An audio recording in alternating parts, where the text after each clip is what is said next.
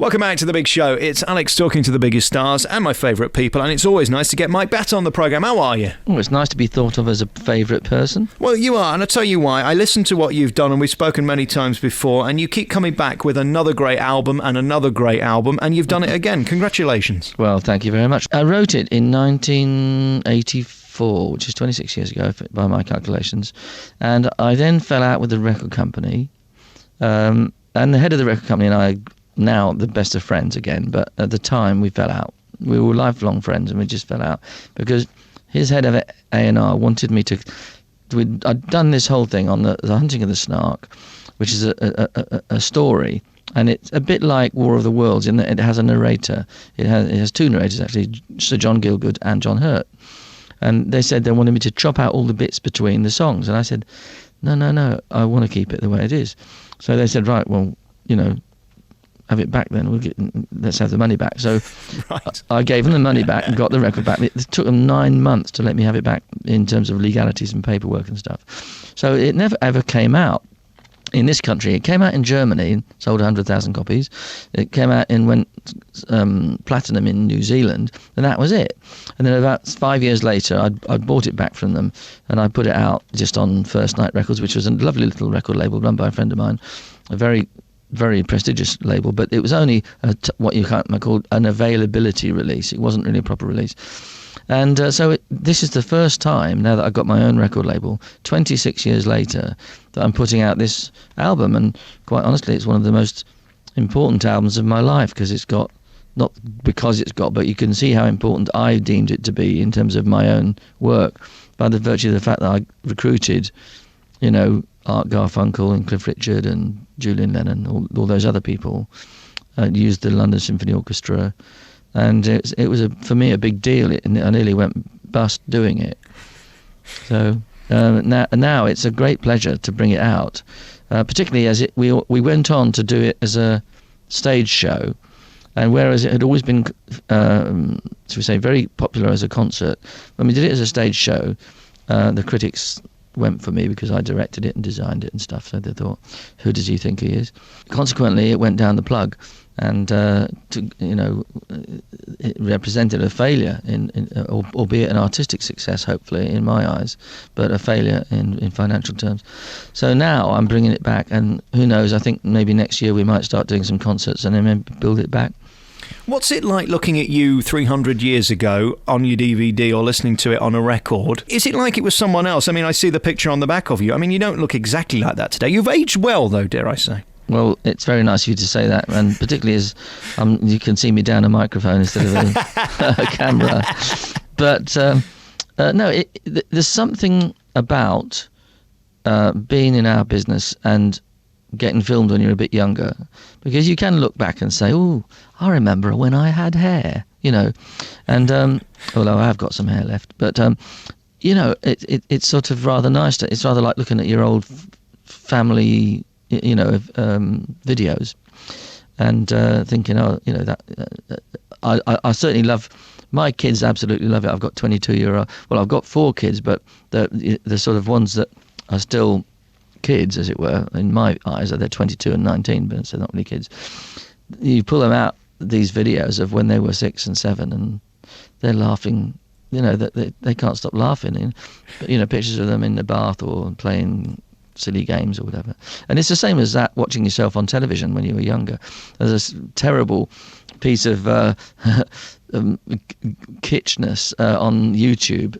Anybody who wants to see it can dial up on YouTube. It's Mike Batt, Summertime City, and it's me with Pan's People. You got Jimmy Savile introducing me, and he says, some guys have all the look, and Mike Batt's with Pan's People, and the camera pans across, and there's me with this guitar that I can't play because I don't play the guitar, and I don't know what got into me to sort of grab this guitar. It was a bit like the mentality of those kind of blow up guitars, where people used to and these beautiful girls jumping up and down around me, and I'm the envy of all my mates. But I remember when YouTube first began, I thought, I hope they never find that bit. And of course it came on, and now I'm quite pleased with it. Were they the days, Mike, when you'd say yes to anything? No, I certainly would never say yes to anything. But I said yes to a lot of things that I sometimes wished I hadn't said yes to. Summertime City, I can't tell you how many people, serious rock critics, have said to me, that's one of your best records. I think, you must be joking. And that was, to me, although it was a big hit, it was about number 4 in the charts. And it was my only really UK solo single hit. I had hits in other countries, but in the UK, as an artist, it was my only big hit. And people say, that was a great record. I think, really? I mean, surely isn't Railway Hotel better, or isn't Bright Eyes better? That was actually going to be my next question. 40 years in show business then. You're still going strong. You're still creating. What is the single best piece of music that you've written? That is such a difficult question, because you can't really judge your own work as, sort of qualitatively.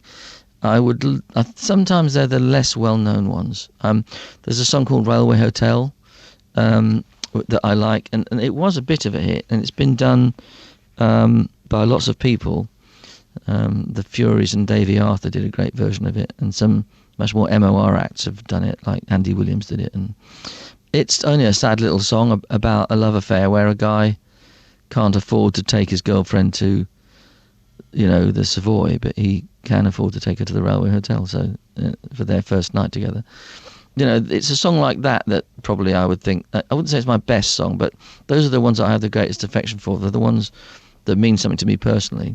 And of course the ones that tell the story. We'll be back next then with Mike Batt here on your favourite local radio station. Let's play that tune. We're back with Mike Batt on your favourite local radio station. It's Alex Belfield today, talking to the man who seems to have worked with everyone. I mean, when I Google you and look up who you've been part of and worked with, you've really been all over the place. Give us some of the stories. That's what I love speaking to people like you, especially in your 40th year in show business. The people who have impressed you the most. Well, I've worked with so many people that have impressed me. And some impressed me technically, like Cliff Richard. As a technical singer, not only has he got the success and confidence to take direction, you'll say, the third syllable of that second word, can you just add a bit more vibrato on that syllable? And he'll go, yeah, okay. And he just can do it. So he's technically able and willing to try it. Of course, if he doesn't like it, he'll say, actually, I prefer it without the vibrato. So that's technical. Katie Melua is one of the finest singers I've ever worked with. She just has got a very special quality. And a lot of people listening might think, oh, really? And I know there are people who think that. But I've got to tell you, after all the people I've worked with, including Garfunkel, who's wonderful, Katie Melua has got this absolutely wonderful technique, breath control, the spiritual sort of the depth of what she does. I'm not sort of into spirits and stuff like that. I'm talking about the pure, heartfelt delivery and the what is it? It's a kind of vocal. I call it vocal intelligence, and there are, you can spot it in singers, and it's not that common. So there are some great people. And of course you took a punt with her, because when you took her on to your label and started writing with and for her, you didn't know she was going to be the success she was. Do you pride yourself on that? Only as much as I blame myself for the ones that didn't go right. Yeah. Right. I mean, you have your moments. And when I auditioned looking for someone fresh to work with, I didn't know it was going to be a boy or a girl or whatever. Well, it had to be a boy or a girl, I suppose, because a dog would have taken a lot longer to sort of get a record out of. But why did I say that? That's stupid, wasn't it? Anyway, moving on. I'm just enjoying listening to you. I'm glad somebody is. Your listeners are all going, what is this guy talking about? Anyway, so I just wrote down, small girl, dark hair, sang own song. And I've got that bit of paper still to this day. But when we then went into a session, and I was just trying stuff out with the piano player. I was the piano player, but I had an engineer working with me. And she came up with this ad-lib. I said, why don't you just do a bit of an ad-lib on this? Just use your lower part of your voice or your higher part, I can't remember which. And do something that you haven't heard anyone else ever do. And she just did.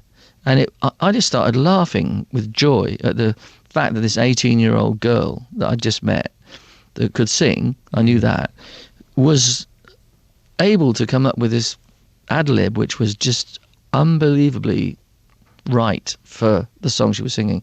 And that was when I knew she was a star. Just that very, very moment when I heard her sing that one line, I thought, this girl is going to be a star for all of her life, not just for one album. The song that, of course, you made, well, her name and your name through was Closest Thing to Crazy, which we still love playing here on the radio. Tell me the history of that record, then we'll take it and we'll play some as well from The Hunting of the Snark, the new album by Mike Batt. Tell us about Closest Thing to Crazy. Well, the Closest Thing to Crazy was on an album of mine called, I think it was called Arabesque, and I made it for, I made 6 albums for Sony, for Epic Records as a solo artist, but I'm going to blame it on the Wombles, but I always do that, as a scapegoat. But my solo albums never really caught on in England as a serious kind of singer-songwriter, but they did in many other countries. And so I made this album for Sony in Germany by that time, because it was later in my run of albums. And the song, The Closest Thing to Crazy, was on it. And they didn't even put it out in England, actually. But when Katie was looking through my collection of stuff, I was showing her a different song on the same album. She said, "Oh, what's this one about The Closest Thing to Crazy?" She looked at the lyrics. She said, "I like these lyrics." I said, no, it's too slow for you. They'll never play it on the radio, and just forget it. So she said, "Oh, can I just hear it?" So I played it to her. She said, "Oh, I'd really love to sing this." So I said, "Really?" And anyway, I played it to this radio producer I know who works for a different radio station from yours, so I won't name it. I wasn't aware there was a different radio station to mine. I thought they'd all closed down. Well, now they have, but in those days they had more other radio stations. Anyway, they've all given up, I know. But I said, "Look, here's some songs of this new artist I've got. What do you think?" Because I respected his opinion. And I said, "I know there's one song on this album I'm not going to put out on the album, and that's The Closest Thing to Crazy, because it's too slow for you guys. You'll never play it." And he came back to me. He said, "If you take that song off that album, you're an idiot." And he played it on the radio, and it started to get people. People said they pulled the car over because they couldn't drive anymore because the tears were. So what we learned from that then, Mike Batt, is that you have no clue what you're doing whatsoever, do you? Really? I'm dancing in the dark. It's purely chance. Yeah. When you're sat in your villa in Barbados, do you thank those sofa people for that song? Just so for accuracy's sake, I don't have a villa in Barbados, but I meant figuratively speaking. Yeah, sometimes I rather I'm grateful for the guidance I've got from other people who just say they like things. Summertime City, for example, I just joked about. When people say they like it, I think, there must be something about it then, because I've always been embarrassed as hell about it. Let's play Closest Thing to Crazy. Beautiful track, produced by Mike Batt, and of course performed by Katie Melua. We're back with our remaining moments with Mike Batt. Isn't that just beautiful? The Closest Thing to Crazy, probably the most beautiful song ever written, and I mean that sincerely. It never fails to move you, does it? Yeah, but you know what? You do, when you've written it yourself. When I'm writing a song, and a tear comes in my eye, let's be honest, let's not be too blokish about this. I know that there's a potential tear in the audience's eye. If I'm affected by it myself, I sort of start to fill up a bit when you're singing it. And I did when I was writing that, and I did when I wrote Bright Eyes. But you do hear them quite a lot, and then you do it yourself on stage. I sing that song on stage myself. And it doesn't lose effect, but it loses. You only occasionally get that real moving thing, because not moving, you only get moved by it occasionally because it's become part of your everyday life. And the trick is to try and sing it each time as if it's the first time you sang it.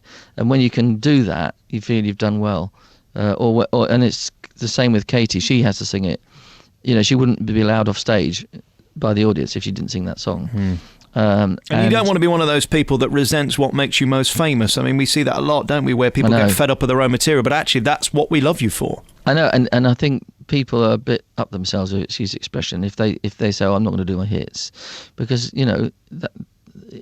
that's your job, and it should be that you. I heard somebody the other day, in fact, it was Bryan Adams, and they were talking about the one he did for Robin Hood. Everything I do. He said, the bloke was saying, aren't you fed up with that? He said, no, I love it. I love singing it. I wrote it. Why wouldn't I love singing it? And it was refreshing to hear that, because, as I say, Katie's job is to sing that song and know that, and try and sing it as if it's for the first time, so that she gets that emotional impact out of it. And it's the same with her own songs as well. So I think that really is the freshness. I did once go and hear a very famous singer. I won't say who it is because I don't want to be disrespectful, but a famous singer-songwriter that I absolutely admire enormously.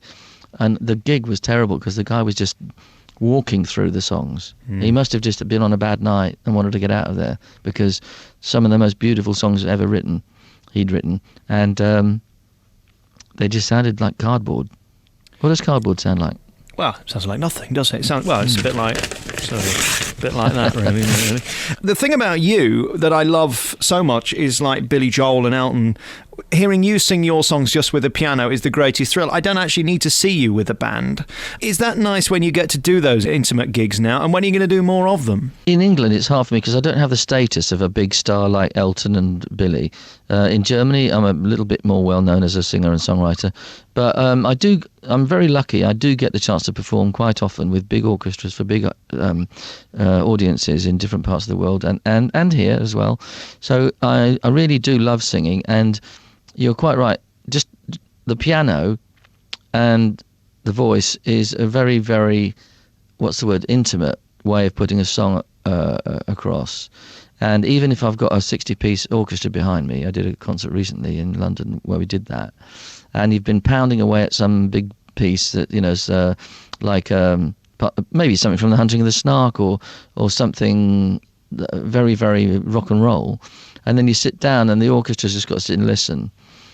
You can almost feel them enjoying it because they're right next to you and you're singing and playing at the piano, and there's something nice about that, because the very people that you've been and are doing the concert with have suddenly become the audience.